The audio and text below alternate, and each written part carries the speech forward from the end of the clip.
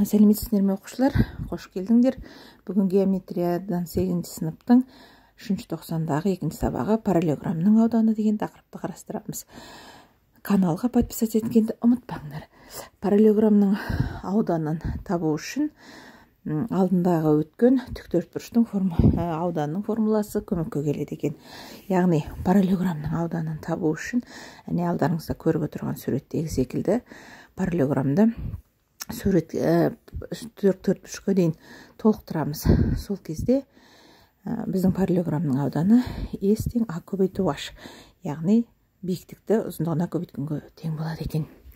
Енді үш бөлімнің есептерін қарастыратын болсақ, бірінші есепте қабырғалар 10 см және 4 см, бір биіктігі 5 см болатын параллелограммның ауданын табыңдар дейді.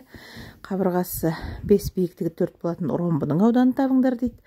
Қабырғалары 8 см, 10 см және олардың арасындағы бұрыш 30 градус 45-60 болғандағы параллелограмма ауданын табыңдар дейді. Қабырғасы 6, ал бір бұрышы 120, 135, 150 градус болатын ромбының ауданын табыңдар дейді.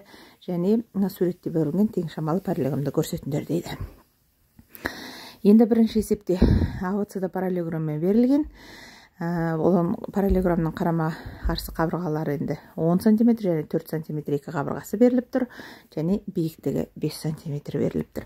Жаңағы өзіміз оққан ауданы табу үшін S тең А көбейту H формуласын қолдану арқылы S тең 4 көбейту 5 тең 20 см квадрат деп шығара аламыз. Одан басқа енді ромбы деген бар. Ол ромбы параллелограммның барлық қабырғалары тең түрі екен. Міне алдарыңызда ромбы беріліп тұр, оның қабырғасы 5 см, яғни барлық қабырғасы тең деп айттық, және биіктігі беріліп тұр екен. Ромбының да жаңағы биіктігін қабырғасының ұзындығына көбейтетін болсақ, онда ромбының ауданы шығады. Яғни 5-ті 4-ке көбейтіп, S тең 20 деп жазамыз. Тағы да енді ромбы менен параллелограммның сүйір бұрыштары беріліп тұрса, S тең А көбейту А көбейтілген синус альфа деген формуласы бар екен. Міне мына үшінші есеп сол бойынша шығарылып тұр. Онда екі қабырға беріліп тұр, 8-10 см және сүйір бұрышы 30 градус екен беріліп тұр. S тең болады, бұнда А көбейту Б көбейту синус альфа деген формуланы қолданамыз. Яғни 8 көбейту 10 көбейту синус 30 градус. Синус 30 градуста ол 2-ден 1-ге тең, сонда 40 см квадрат болады. Екіншісінде 40, түбір астында 2 см квадрат болады. Төртіншісінде де ромбы беріліп тұр да, оның арасындағы бұрыштар беріліп тұр екен. Сол бойынша жаңағы АВ емес, бұл жерде S тең А квадрат көбейту синус альфа болады. Себебі ромбының қабырғалары бір-біріне тең. Олай болса, бірінші есепте біз 120 градусты қолданамыз. Ол 120 градус түбір астында 3 бөлінген 2, 6 квадрат 36, сонда 18 түбір астында 3 болады. Әсінде түбір астында 2 бөлінген 2 болады 135 градуста, ал синус 150 градуста түбір астында 3 бөлінген 2 болады. Енді мынада әртүрлі фигуралар беріліп тұр, осының ішіне тең шамалы фигураларды тап дейді. Тең шамалы деген ол аудандары бір-біріне тең фигураларды атайтұғымыз. Енді асын қарасақ 8 болды, Д-ны қарайық 8 болды, және Е-ні қарайық 8 болды. Яғни бұл үшеуі бір-біріне тең болып тұр. Және әсі 6, В, Г, Ғ 6 болды. Яғни осыдар бір-біріне тең екен, қалғандары тең емес. Және алтыншы есеп. Алтыншы есепте мынандай суретте параллелограммдар беріліп тұр да, ауданы табыңдар дейді. Торкөздің қабырғалары 1-ге тең дейді. Олай болса, біз бұл жерден биіктігі 3 екенін таба аламыз, қабырғасының 3 екенін таба аламыз астында. Сонда 3-ті 3-ке көбейтетін болсақ, S тең 9 болады. Екіншісінде биіктігіміз 4, қабырғамыз 3 болады. Екеуін бір-біріне көбейтсек, ауданымыз 12-ге тең болады екен. Келесі 7, 8, 9 есептер берілген. Параллелограммның ауданы беріліп тұр біріншіде, қабырғасы беріп тұр, биіктігін табыңдар дейді. Онан кейін тіктөртбұрыш пен параллелограммның сәйкесінше қабырғалары тең, осы фигуралардың қайсының ауданы үлкен болады, неліктен деген сұрақ тұр. Тіктөртбұрыш пен параллелограммның сәйкесінше қабырғалары тең, параллелограммның ауданы тіктөртбұрыш ауданының жартысына тең болса, параллелограммның сүйір бұрышы қандай болады дейді. Каналға подписать етіп жазылуды ұмытпаңдар, өйткені сіздерге барлық геометриядан тапсырмалар көрсетілетін болады. Енді 7-ші есепте бізде аудан беріліп тұр, қабырғалар беріп тұр, биіктік тап дейді. S тең А көбейту H болғандықтан биіктікті H тең S бөлу А деп шығара аламыз. Және бұл жерде енді екі қабырға беріліп тұрғандықтан H1 H2 деп 40-ты 5-ге бөліп 8, 40-ты 10-ға бөліп 4 см дей аламыз. Яғни биіктік бізде 8 және 4 см болады екен. Екіншісінде тіктөртбұрышпен параллелограмм беріліп тұр 8-ші есепте.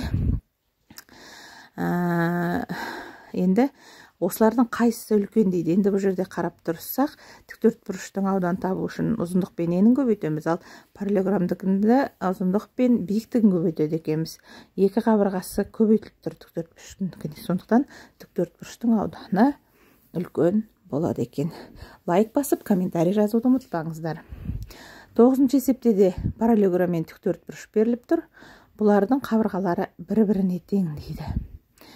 Енді бұл жерде параллелограммның ауданы тіктөртбұрыштың ауданының жартысына тең болса, арасындағы сүйір бұрышты тап дейді. Яғни S параллелограмм тең 2-ден 1 S т болады. Тіктөртбұрыштың ауданы А көбейту Б көбейту синус 90 градус болса, 90 градуста 1 АВ-ға тең. Олай болса 2-ден 1 АВ. Ал 2-ден 1 деген синуста 30 градус екен. Олай болса біздің альфамыз 30-ты береді. Келесі 10-ші, 11-ші, 12-ші есептер. Параллелограммның көршілес қабырғалары А және В, параллелограммның ауданы ең үлкен болу үшін олардың арасындағы бұрыш қандай болу керек дейді. 11-ші есепте квадрат пен ромбының периметрлері тең, олардың аудандарын салыстырыңдар дейді.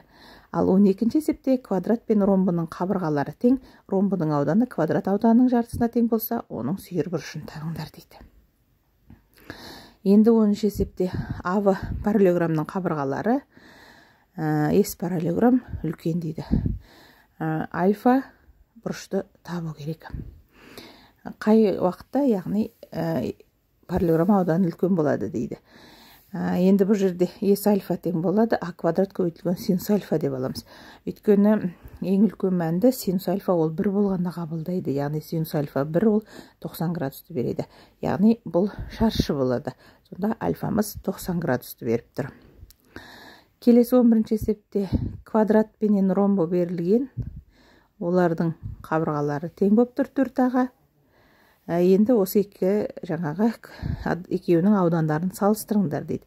S квадраттың ауданы ол А квадратқа тең, ал ромбының ауданы А көбейту В көбейту синус альфа, қабырғалар тең болғандықтан А квадрат синус альфа дей аламыз.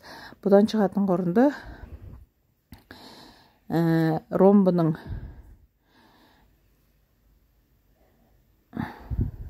келесі 12-ші есеп А квадрат тең А ромбоға тең, S ромбының ауданы квадраттың жартысына тең дейді. Альфаны тап дейді. S квадрат бұл жаңа айтылғандай А квадратқа, ал ромбының ауданы А квадрат көбейтілген синус альфаға тең. Сонда ромбы тең болады 2-ден 1 S болса, бұларды бір-біріне теңестіру арқылы альфа тең 30 градус деп шығара аламыз. Келесі 13-ші есеп. Мынада 26-ші суретті пайдаланып, ромбының ауданы оның диагоналдарының көбейінісінің жартысына тең болатынын дәлелдеңдер дейді. Менің каналым алғашқы каналымды көріп отырған оқушылар міндетті түрде тіркеліп алыңыздар және лайк басып, комментарий жазып жүріңіздер. Егер тіркелген болсаңыздар, онда өздеріңізге қажетті пәндерді бірінші болып таба алатын боласыңдар. Енді міне қарасаңыздар, АВЦ ромбы, оның АЦВД диагональдары болып тұр. О нүктесінде олар қиылысады екен. Бізге дәлелдеуіміз керек, ромбының ауданы ол диагональдарының көбейтіндісінің жартысына тең екенін. Енді ромбы болғандықтан оның диагональдары о нүктесінде қиылысады да қақ бөлінеді.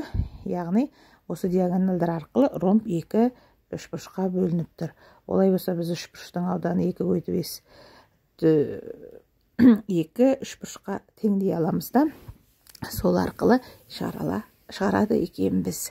Келесі 14-ші есепте диагональдар 6 см және 8 см болатын ромбының ауданы табыңдар дейді.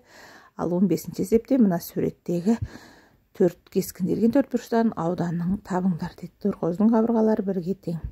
Енді осы 15-ті бірінші қарасып тұратын болсақ, 2-2 көбейтеміз 4 болады, 3-3 көбейтеміз 9 болады екен. Яғни биіктікті қабырғаға көбейте салдық. Жаңағы 14-ші есепті ол 2 диагональ беріп тұр. ромбының ауданын тап дейді. Және біз айтқанбыз, ромбының ауданы диагональдарының көбейтіндісінің жартысына тең деп. Олай болса 6-ны 8-ге көбейтіп 2-ге бөлетін болсақ 24 сантиметр квадрат болады екен. Бұл формуланы біз жаңа алдындағы 12-ші есепте қарастырып кеткенбіз. Келесі енді жаңа білімді меңгеруге дайындалыңдар дейді. Үшбұрыш қабырғасы мен осы қабырғаға жүргізілген биіктік арқылы үшбұрыш ауданын өрнектейтін формуланы тауып көріңдер дейді. Яғни біз осы параллелограммнан кейін осы үшбұрыштардың ауданын табу деген тақырыпқа көшетін боламыз. Енді өзіміз ойлап жаңа формуланы қарастырып көрейік. Және каналға тіркеліп подписать еткенді ұмытпай отырыңдар. Міне үшбұрыш берілген, оның биіктігі берілген. Енді негізі үшбұрыштың ауданын табу үшін онда біз жаңағы қабырғасын, жаңа биіктік түсіп тұрған қабырғаны биіктіктің мәніне көбейтіп 2-ге бөледі екенбіз. Яғни үшбұрыштың ауданы ол 2-ден 1 ағаш дегенді береді. Осымен бүгінгі сабағымыз аяқталды. Барлығыңа қажетті, пайдалы болды деп есептеймін. Каналға тіркелуді